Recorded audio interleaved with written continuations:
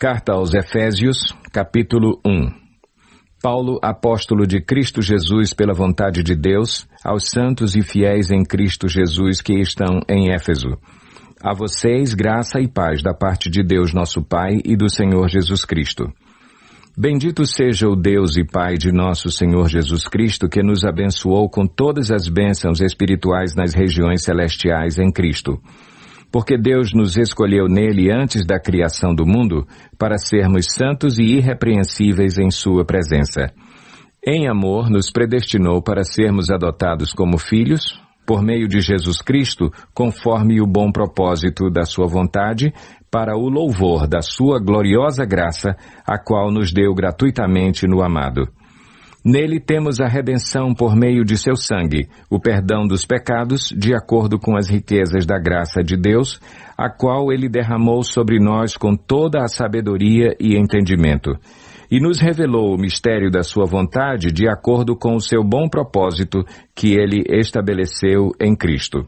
Isto é, de fazer convergir em Cristo todas as coisas, celestiais ou terrenas, na dispensação da plenitude dos tempos. Nele fomos também escolhidos, tendo sido predestinados conforme o plano daquele que faz todas as coisas segundo o propósito da sua vontade, a fim de que nós, os que primeiro esperamos em Cristo, sejamos para o louvor da sua glória.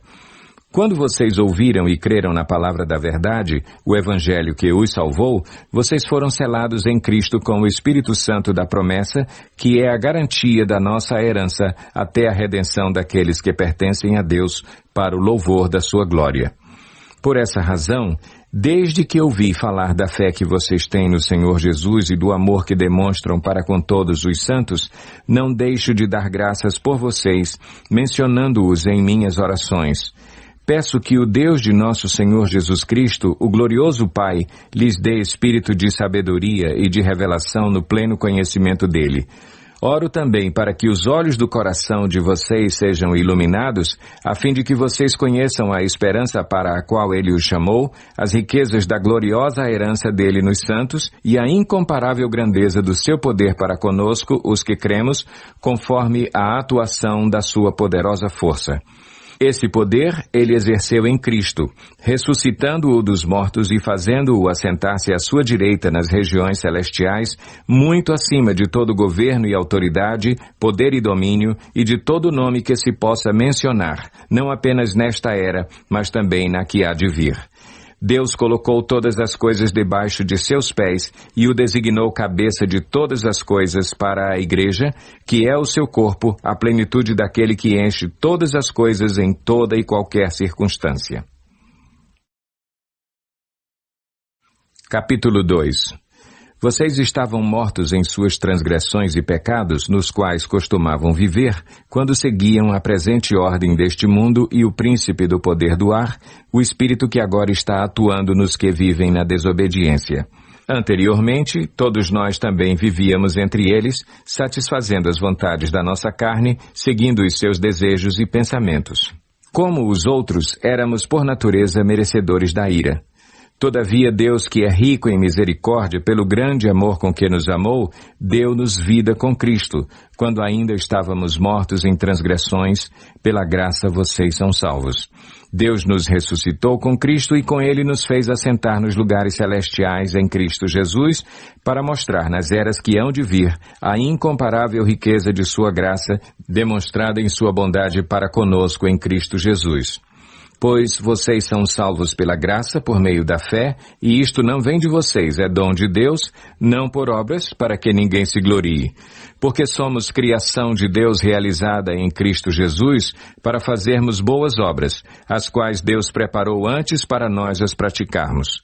Portanto, lembrem-se de que anteriormente vocês eram gentios por nascimento e chamados incircuncisão pelos que se chamam circuncisão, feita no corpo por mãos humanas, e que naquela época vocês estavam sem Cristo, separados da comunidade de Israel, sendo estrangeiros quanto às alianças da promessa, sem esperança e sem Deus no mundo. Mas agora, em Cristo Jesus, vocês que antes estavam longe, foram aproximados mediante o sangue de Cristo.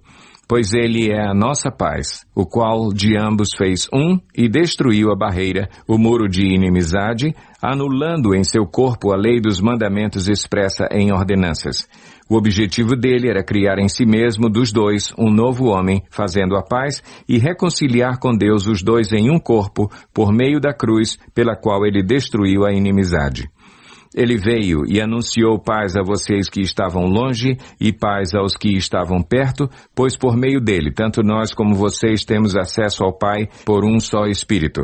Portanto, vocês já não são estrangeiros nem forasteiros, mas concidadãos dos santos e membros da família de Deus, edificados sobre o fundamento dos apóstolos e dos profetas, tendo Jesus Cristo como pedra angular, no qual todo o edifício é ajustado, cresce para tornar-se um santuário santo no Senhor.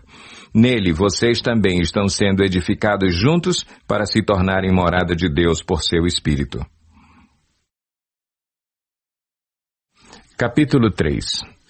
Por essa razão, eu, Paulo, sou prisioneiro de Cristo Jesus por amor de vocês, gentios. Certamente vocês ouviram falar da responsabilidade imposta a mim em favor de vocês pela graça de Deus, isto é, o mistério que me foi dado a conhecer por revelação, como já lhes escrevi em poucas palavras. Ao lerem isso, vocês poderão entender a minha compreensão do mistério de Cristo.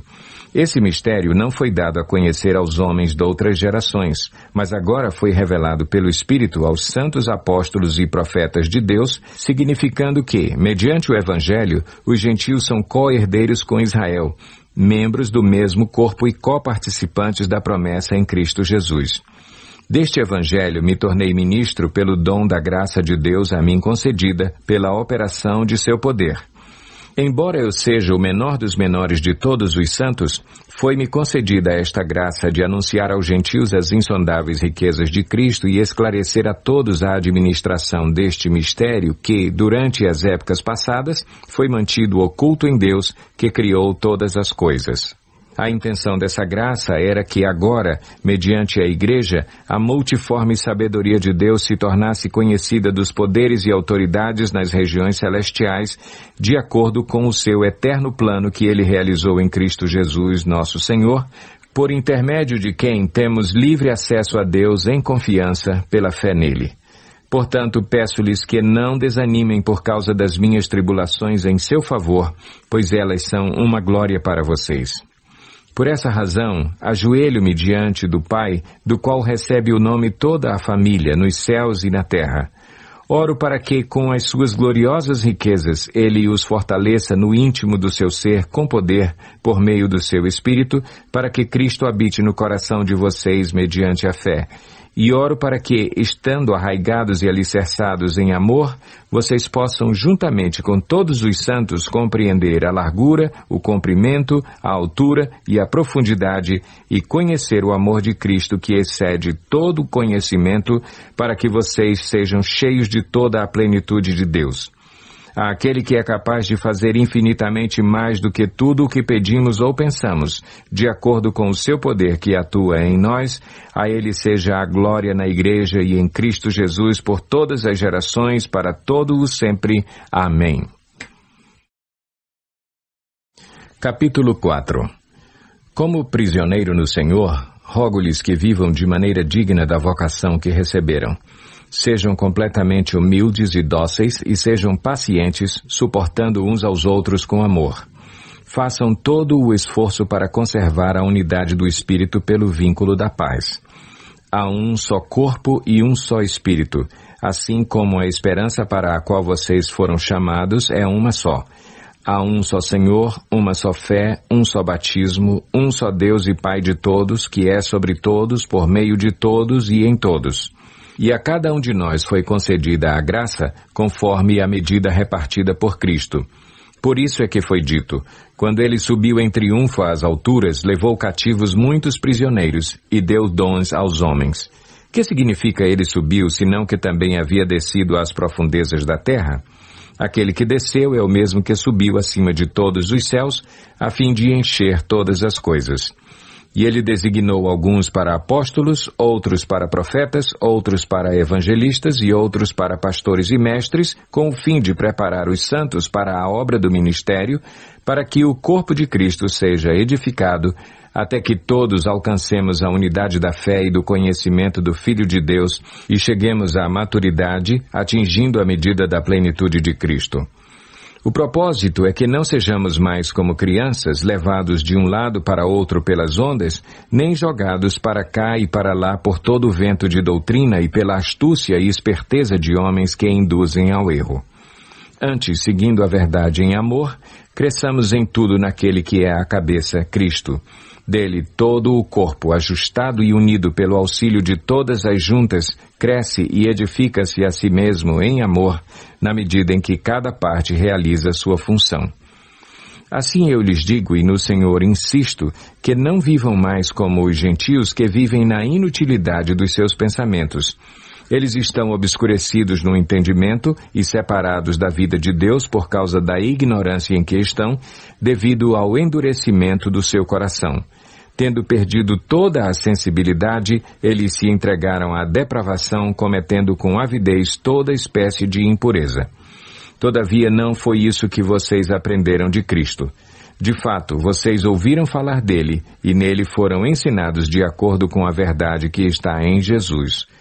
Quanto à antiga maneira de viver, vocês foram ensinados a despir-se do velho homem que se corrompe por desejos enganosos, a serem renovados no modo de pensar e a revestir-se do novo homem, criado para ser semelhante a Deus em justiça e em santidade provenientes da verdade.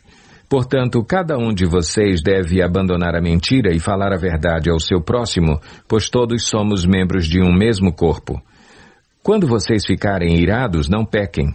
Apaziguem a sua ira antes que o sol se ponha e não deem lugar ao diabo.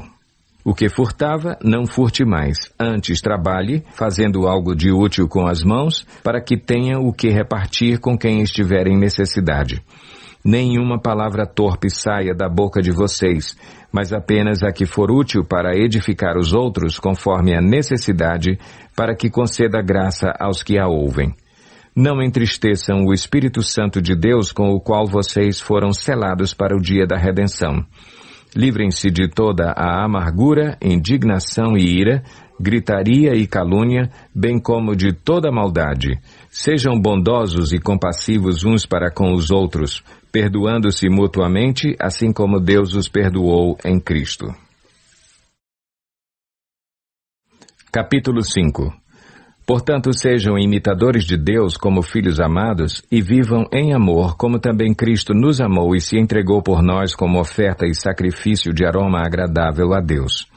Entre vocês não deve haver nem sequer menção de imoralidade sexual, como também de nenhuma espécie de impureza e de cobiça, pois essas coisas não são próprias para os santos. Não haja obscenidade, nem conversas tolas, nem gracejos imorais, que são inconvenientes, mas, ao invés disso, ações de graças. Porque vocês podem estar certos disso. Nenhum imoral, ou impuro, ou ganancioso que é idólatra, tem herança no reino de Cristo e de Deus. Ninguém os engane com palavras tolas, pois é por causa dessas coisas que a ira de Deus vem sobre os que vivem na desobediência. Portanto, não participem com eles dessas coisas, porque outrora vocês eram trevas, mas agora são luz no Senhor. Vivam como filhos da luz, pois o fruto da luz consiste em toda bondade, justiça e verdade, e aprendam a discernir o que é agradável ao Senhor. Não participem das obras infrutíferas das trevas, antes exponham-nas à luz, porque aquilo que eles fazem em oculto, até mencionar é vergonhoso. Mas tudo que é exposto pela luz torna-se visível, pois a luz torna visíveis todas as coisas. Por isso é que foi dito: Desperta, ó tu que dormes, levanta-te dentre os mortos e Cristo resplandecerá sobre ti. Tenham cuidado com a maneira como vocês vivem, que não seja como insensatos, mas como sábios, aproveitando ao máximo cada oportunidade, porque os dias são maus. Portanto, não sejam insensatos, mas procurem compreender qual é a vontade do Senhor. Não se embriaguem com vinho, que leva à libertinagem, mas deixem-se encher pelo Espírito, falando entre si com salmos, hinos e cânticos espirituais, cantando e louvando de coração ao Senhor, dando graças constantemente a Deus Pai por todas as coisas, em nome de nosso Senhor Jesus Cristo. Sujeitem-se uns aos outros por temor a Cristo. Mulheres, sujeite-se cada uma a seu marido como ao Senhor, pois o marido é o cabeça da mulher, como também Cristo é o cabeça da igreja, que é o seu corpo, do qual ele é o Salvador. Assim como a igreja está sujeita a Cristo, também as mulheres estejam em tudo sujeitas a seus maridos. Maridos, ame cada um a sua mulher, assim como Cristo amou a igreja e entregou-se por ela, para santificá-la, tendo-a purificado pelo lavar da água mediante a palavra, e para apresentá-la a si mesmo como igreja gloriosa, sem mancha, nem ruga ou coisa semelhante, mas santa e inculpável. Da mesma forma, os maridos devem amar cada um a sua mulher como a seu próprio corpo. Quem ama a sua mulher, ama a si mesmo. Além do mais, ninguém jamais odiou o seu próprio corpo, antes o alimenta e dele cuida, como também Cristo o faz com a igreja, pois somos membros do seu corpo. Por essa razão, o homem deixará pai e mãe e se unirá à sua mulher, e os dois se tornarão uma só carne. Este é um mistério profundo, refiro-me, porém, a Cristo e à igreja. Portanto, cada um de vocês também ame a sua mulher como a si mesmo, e a mulher trate o marido com todo o respeito. Capítulo 6. Filhos, obedeçam a seus pais no Senhor, pois isso é justo. Honra teu pai e tua mãe, este é o primeiro mandamento com promessa, para que tudo te corra bem e tenhas longa vida sobre a terra. Pais, não irritem seus filhos, antes criem-nos segundo a instrução e o conselho do Senhor. Escravos, obedeçam a seus senhores terrenos com respeito e temor, com sinceridade de coração, como a Cristo. Obedeçam-lhes não apenas para agradá-los, quando eles os observam, mas como escravos de Cristo, fazendo de coração a vontade de Deus. Sirvam aos seus senhores de boa vontade, como servindo ao Senhor e não aos homens, porque vocês sabem que o Senhor recompensará cada um pelo bem que praticar, seja escravo, seja livre. Vocês, senhores, tratem seus escravos da mesma forma. Não os ameacem, uma vez que vocês sabem que o Senhor deles e de vocês está nos céus, e Ele não faz diferença entre as pessoas. Finalmente, fortaleçam-se no Senhor e no seu forte poder.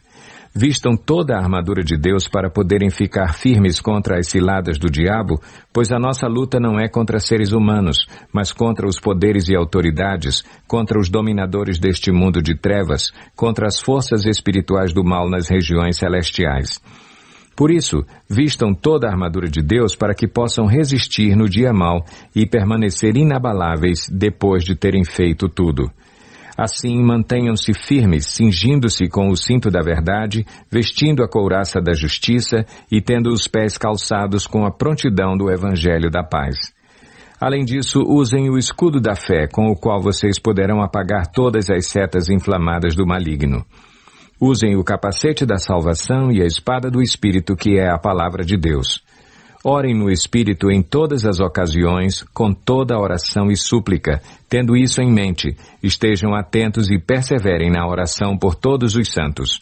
Orem também por mim, para que, quando eu falar, seja-me dada a mensagem, a fim de que, destemidamente, torne conhecido o mistério do Evangelho, pelo qual sou embaixador preso em correntes.